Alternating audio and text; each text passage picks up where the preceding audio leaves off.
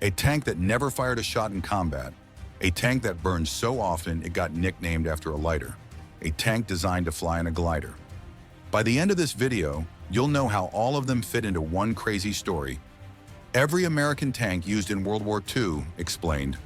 When most people picture American armor in World War II, they think of one thing, a green boxy shape charging across Europe with white stars on the side, the M4 Sherman.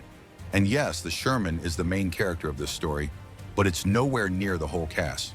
Behind that one famous silhouette is an entire family tree of light tanks, medium tanks, heavy tanks, failed experiments, and weird what were they thinking? Designs that tell you exactly how the US learned to fight a mechanized war in just a few frantic years. So let's roll back to 1941 and climb through this lineup, one tank at a time. We have to start with the M4 Sherman because this was the tank that showed up everywhere.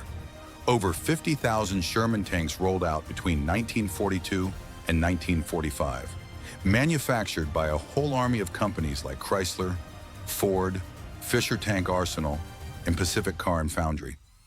The Sherman wasn't built to be the toughest or the deadliest. It was built to be the one that always ran. It evolved from the earlier M3 Lee by taking the main gun out of that awkward side mount and putting it into a proper, fully rotating turret. Early Shermans carried a 75mm gun that was good enough against Panzer IIIs and early Panzer IVs, and the design focused on reliability, easy production, and crew survivability over brute force armor or firepower.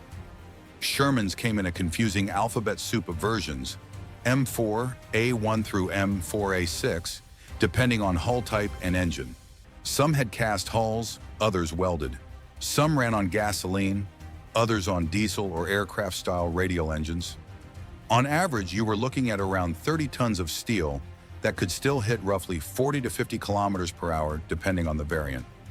Later in the war, the M4A3E8 Easy 8 showed up with improved suspension and a more powerful 76mm gun to give American crews at least a fighting chance against Panthers and Tigers.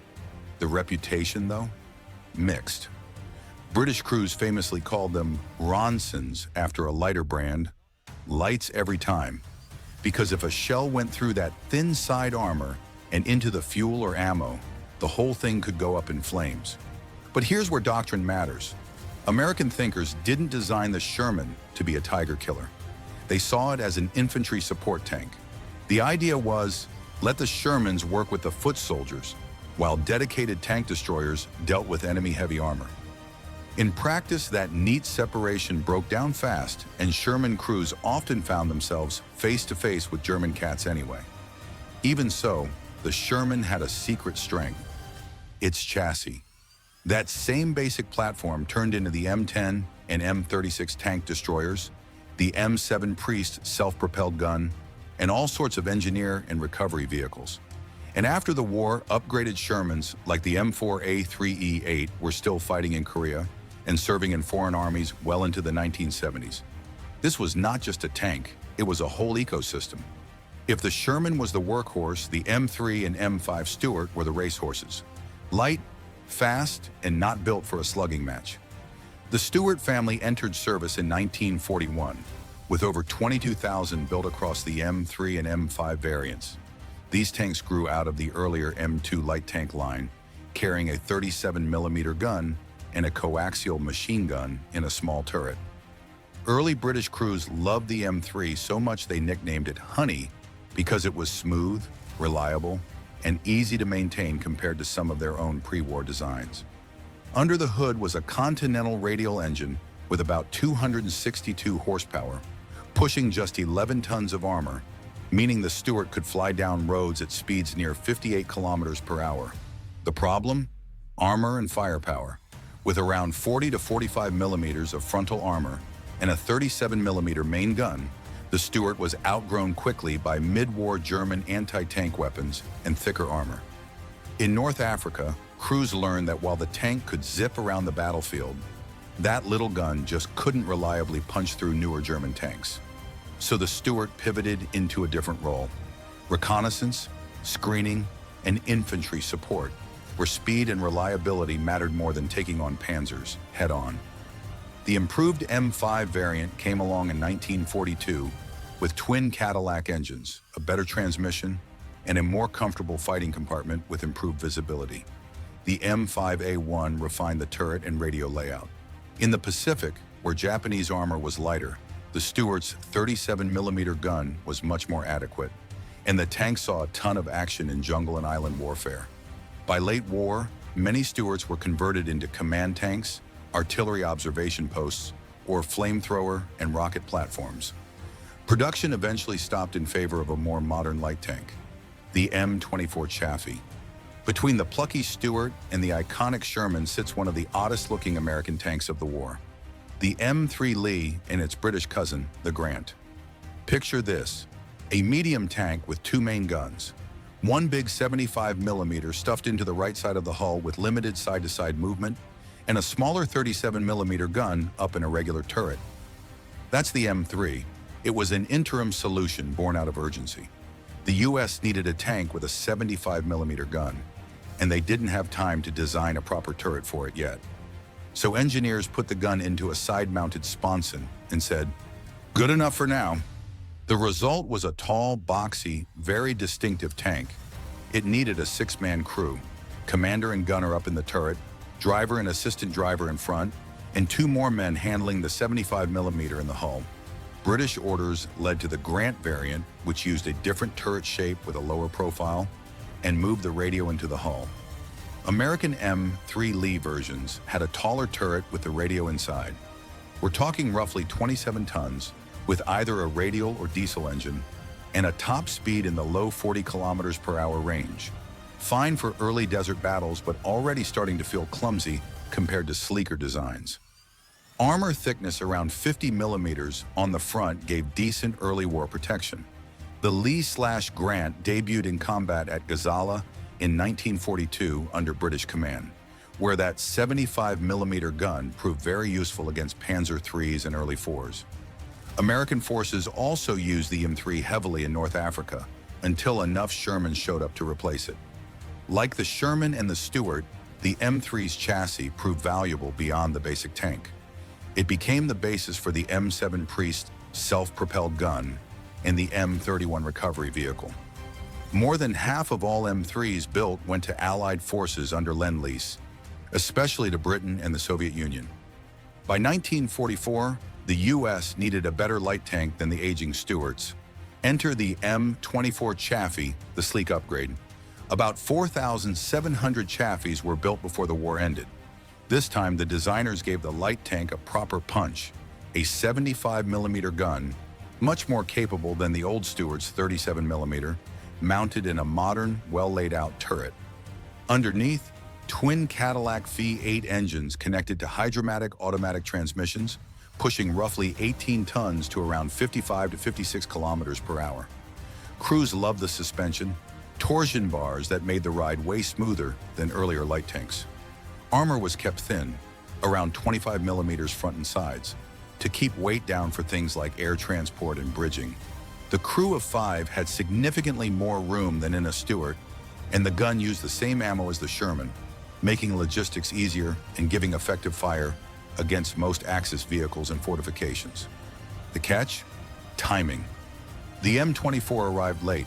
It entered service in 1944, seeing some action in the closing stages of the war in Europe and the Pacific, places like the Philippines and late European operations. Still, it introduced features like a turret basket, smooth power traverse, and better fire control that pointed the way toward post-war designs. In Korea, the M24 proved valuable again. Good gun, great mobility in mountainous terrain, and just enough armor to do its job if used smartly. Its chassis later became the base for self-propelled anti-aircraft guns like the M19 and M42, keeping Chaffee DNA in service for decades. Now let's talk about the one tank that American crews spent most of the war begging for, but barely got in time, the M26 Pershing. Think of it as the long-delayed answer to the Tiger problem. Development started in 1943 as the T-26 project, aiming to give U.S. forces something that could stand toe-to-toe with Panthers and Tigers. The end result was a heavy tank with a powerful 90mm gun, far more capable than the Sherman's 75 or 76 millimeters, and thick armor, over 100 millimeters on the turret front and glacis. For the first time, American crews had a tank whose protection was comparable to German heavy armor. But there was a compromise. The M26 weighed about 42 tons, yet it shared the same basic engine as the M4A3 Sherman. That meant it could hit roughly the same top speed on paper, around the high 40 kilometers per hour range, but with weaker acceleration and sluggish hill climbing. Inside, though, the five-man crew had a much better fighting compartment. Roomier, better laid out, more comfortable. So why didn't it show up earlier? Because American doctrine and leaders, including General Leslie McNair, were convinced the Sherman was good enough, and they doubted the Pershing's reliability and necessity. Only after McNair's death in 1944 and pressure from commanders in Europe did production really move forward. The first Pershings arrived in Europe in early 1945. Too late to change the war. Around 20 saw combat in Germany's final months, including a famous engagement in Cologne where a Pershing knocked out a Panther in a dramatic street duel captured on film. Now for something completely different. The M22 Locust, the tiny tank that was supposed to fly. This was an airborne light tank designed to British requirements, meant to be carried into battle in massive gliders.